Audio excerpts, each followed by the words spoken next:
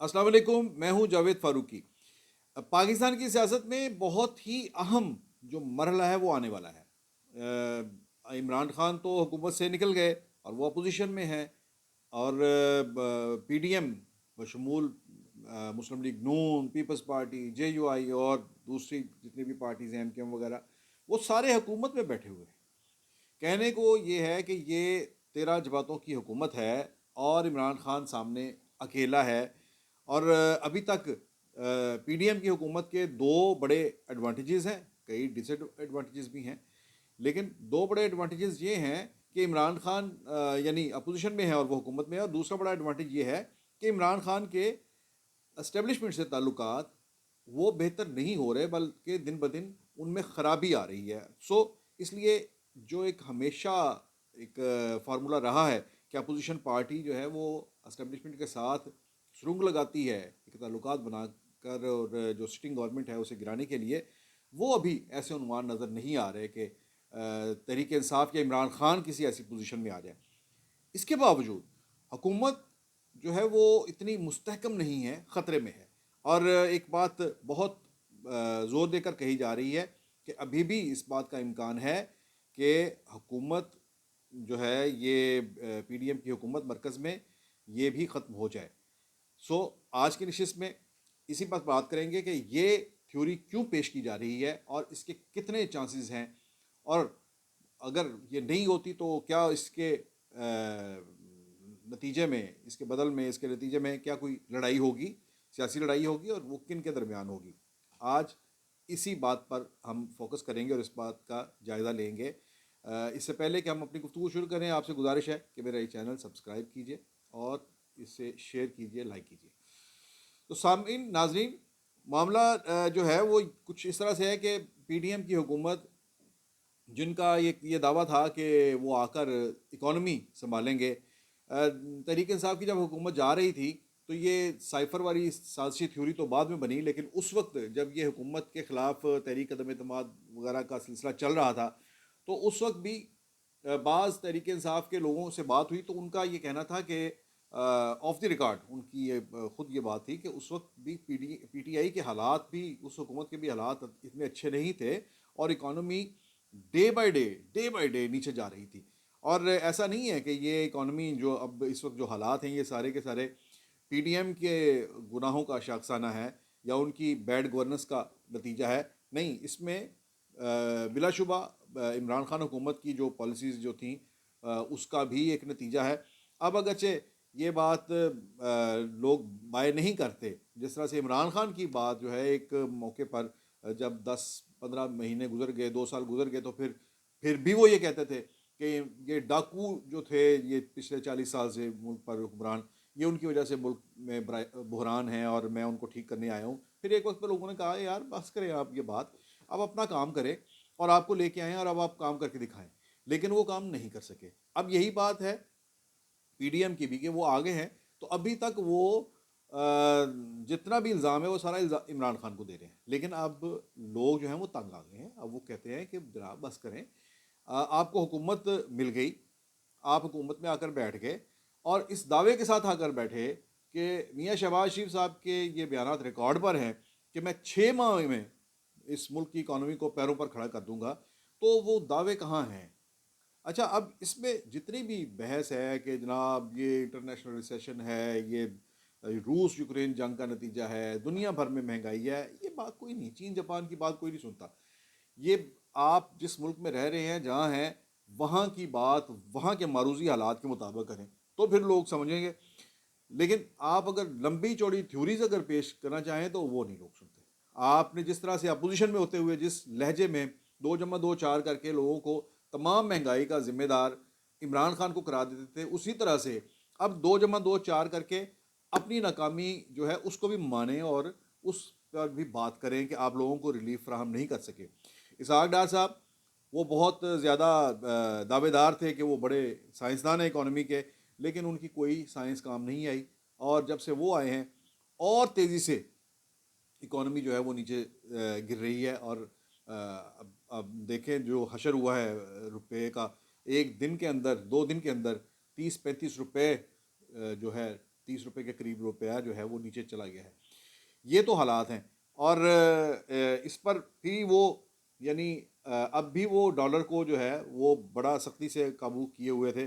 انہیں کئی ماہ سے لوگ کہہ رہے تھے کہ آپ آئی ایم ایف جو کہہ رہی ہے کہ اس پر جائیں اور ڈالر کو اس کی جو ریشنل پرائس ہے اس کے اوپر لے کر آئیں. لیکن ان کا یہی خیال تھا کہ میں اسی طرح سے قابو کر لوں گا. لیکن انہیں یہ خیال نہیں، انہیں اندازہ نہیں ہے دراصل کہ 2013 میں جب وہ وزیر خزانہ تھے تو اس وقت جتنا فری ہینڈ تھا ان کے پاس اور جتنے کنڈیوسو انوائرمنٹ میں، یعنی جتنا سازگار ماحول اس وقت ان کے پاس تھا اکانومی کو چلانے کا، وہ 2013 اور 2023 یہ آل ٹوگیدر بہت ڈفرینٹ قسم کے حالات ہیں.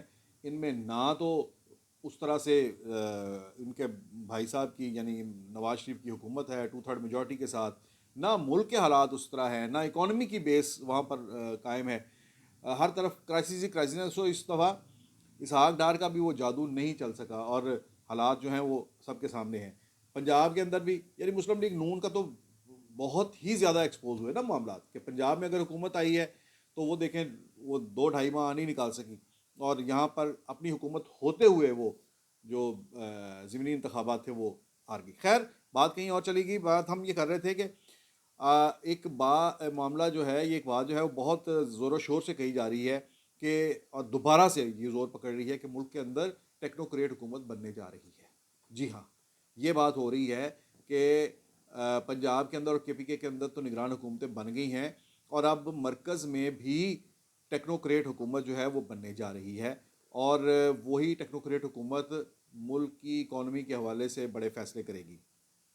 یہ اب سے 4-6 دن پہلے تک یہ بڑے زور و شور سے بلکہ 2 دن پہلے تک یہ بڑے زور و شور سے یہ بات کہی جا رہی تھی، 2-4 روز پہلے تک.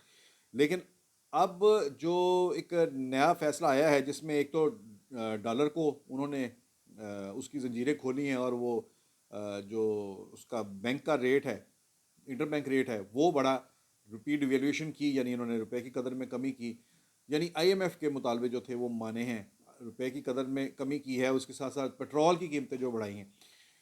سو یہ دو ایک فیصلے ایسے ہیں جس کے بعد اب یہ سوال پیدا ہوگا کہ کیا اب بھی ٹیکنوکریٹ کی حکومت آئے گی؟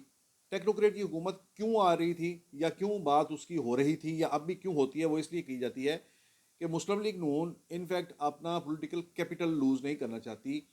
جو نان پاپولر جو فیصلے ہیں، غیر مقبول فیصلے، جیسے مہنگائی کا فیصلہ ایک غیر مقبول فیصلہ ہی ہوتا ہے، اس قسم کے فیصلے کرنے سے وہ کترا رہی ہے. وہ نہیں چاہتے کہ وہ ایسے فیصلے کریں جس سے عوام میں انہیں گالیاں پڑیں. اچھا، جب وہ ایسے فیصلے نہیں کرتے تو ان کا جو بجٹ کا خسارہ ہے وہ ختم نہیں، وہ میٹ اپ نہیں ہوتا. اور جب وہ اصلاحات نہیں کرتے تو IMF پیسے نہیں دیتا. جب IMF پیسے نہیں دیتا تو دوست ملک بھی پیسے نہیں دیتے. اب حالات ایسے ان کے سر پر آن پڑے ہیں کہ مسلم لیگ نون ایک بند گلی میں چلی گئی ہے جہاں پر وہ کرتے ہیں یا نہیں کرتے، کرتے ہیں یا چھوڑتے ہیں، یہ انہیں سمجھ نہیں آ رہی کہ اگر وہ نہیں کرتے، اصلاحات نہیں کرتے، اگر وہ مہنگائی نہیں کرتے، قیمتیں نہیں بڑھاتے، بجلی گیس کی، پیٹرول کی پرائسز نہیں بڑھاتے، تو پھر مرتے ہیں، تو ملک کا دیوالیہ ہوتا ہے، پیسے نہیں آتے باہر سے. اور اگر کرتے ہیں تو ملک کے اندر سیاسی طور پر ان کا جو ہے فلوس اڑ جاتا ہے اور ان کا الیکشن برباد ہو جاتا ہے.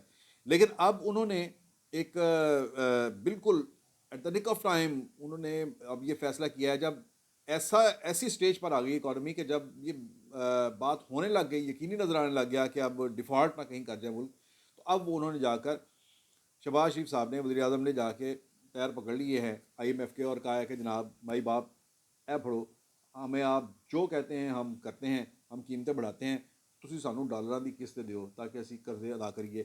قرضہ دیں تاکہ ہم قرضے ادا کریں، قرضہ دیں تاکہ قرضے ادا کریں. یہ ہے اس حکومت کی مجبوری، اس حکومت کی پالیسی یا اس حکومت کی وہ بند گلی جس میں مسلم لیگ نون اور اتحادی حکومت چلی گئی ہے. اب اس بند گلی میں سے کیسے نکلنا ہے؟ یہ سخت فیصلوں سے نکلا جا سکتا ہے. وہ سیاسی سخت فیصلے کرے یا اقتصادی طور پر سخت فیصلے کرے. سو اب جو انہوں نے جو فیصلہ کیا ہے جس میں انہوں نے پیٹرول کی قیمتیں بڑھائی ہیں، انہوں نے روپے کی ڈیویلیوشن کی ہے، بجلی اور گیس کی قیمتیں بڑھانے جا رہے ہیں. اب لگتا یہ ہے کہ انہوں نے یہ فیصلہ کر لیا ہے کہ ہم یہ جو ہے نا یہ کڑوا گھونٹ بھرنے کے لیے تیار ہیں. لیکن اب اس کا ایک تو جو انہیں سیاسی قیمت تو ادا کرنی پڑے گی کہ اگر وہ الیکشن ہوتے ہیں تو الیکشن میں انہیں بہت برے طرح سے مار پڑے گی عوام سے. لیکن اس کے بدلے میں مسلم لیگ نون اور اتحادی جو ہیں وہ پھر کچھ لیں گے بھی, اس کا کچھ تقاضا بھی کریں گے. وہ تقاضا کیا کریں گے؟ اب پھر وہی تھیوری جو ہے وہ زیادہ جان پکڑ گئی ہے. یعنی اگر ٹیکنوکریٹ گورنمنٹ کی بجائے آپ نے ایک پاپولر پولیٹیکل پارٹیز 13 پارٹیز جو ہیں جو عوام میں پاپولر ہیں, اپنے طور پر پاپولر ہیں, آپ نے ان سے اگر سخت فیصلے کروائے ہیں اور انہیں مجبور کیا ہے ان سخت فیصلوں پر, تو پھر ان کی ڈیمانڈز بھی آئیں گی. ان کی ڈیمانڈ کیا آئے گی کہ اب ٹیکنوکریٹ حکومت کا چیپٹر کلوز ہو جائے. وہ ٹیکنوکریٹ کا اب کوئی نام نہیں لے گا. یہی ٹیکنوکریٹ کا اگر انہوں نے کام کر دیا ہے تو پھر انہیں پولیٹیکل سپیس دیا جائے. پولیٹیکل سپیس کس طرح سے دیا جائے کہ ان کی حکومتیں جو ہیں وہ برقرار رکھی جائیں. اب آ کر اب دوبارہ وہ جو ہے تجویز, وہ تھیوری, اس کے اوپر زیادہ زور و شور سے اب کام ہوگا. جو ہمارے ذرائع کا کہنا ہے, ایک تو یہ کہ فرسٹ آف آل یہ کہ اکتوبر سے پہلے الیکشن نہیں ہوگے, یعنی یہ پارلیمنٹ جو ہے یہ اگست تک اپنا جو ہے مدت پوری کرے گی.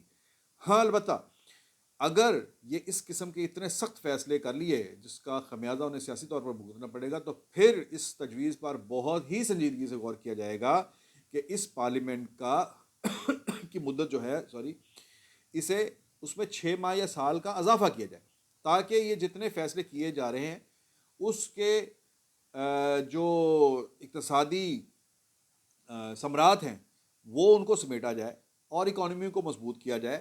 اور اتنا وقت ملے انہیں الیکشن سے پہلے کہ جس میں اگر وہ کچھ نہ کچھ اپنا ایسا اکٹھا کریں, ایک سائڈ پہ اتنا پیسہ اکٹھا کریں کہ جس سے الیکشن سے, آئندہ الیکشن سے پہلے عوام کو کچھ ریلیف بھی دے سکے.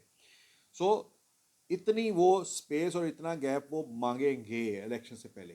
لیکن اب دیکھنا یہی ہے کہ کیا انہیں اتنا جو ہے اتنی مہلت کہ اکتوبر تک کے الیکشن کی, یعنی اگست تک, ایک تو پہلا مرحلہ تو یہ کہ کیا اگست تک انہیں یہ مہلت ملتی ہے کہ یہ اسمبلیاں اپنی مدت پوری کریں, اور سیکنڈلی کیا انہیں اس کے بعد اس پارلیمنٹ کی مدت میں توسیع کا جو ایک تھیوری ہے کیا اس کے اوپر کام کرنے کا موقع ملتا ہے. اگرچہ اس خود حکومت کے اندر اس بات پر بھی اختلاف ہے, جس میں بلاول بھٹو زرداری نے واضح طور پر کہہ دیا کہ اگر ہم قبل از وقت الیکشن کے حق میں نہیں ہیں تو الیکشن کا اس کے ڈیو ٹائم سے آگے جانے, یعنی مقررہ وقت سے آگے جانے کے بھی ہم خلاف ہوں گے اور اس کے خلاف جائیں گے. یہ تو بلاول بھٹو نے بڑے کھلے الفاظ میں کہہ دیا. یعنی پی ٹی ایم بھی اس پر ابھی فی الحال آن بورڈ نہیں ہے.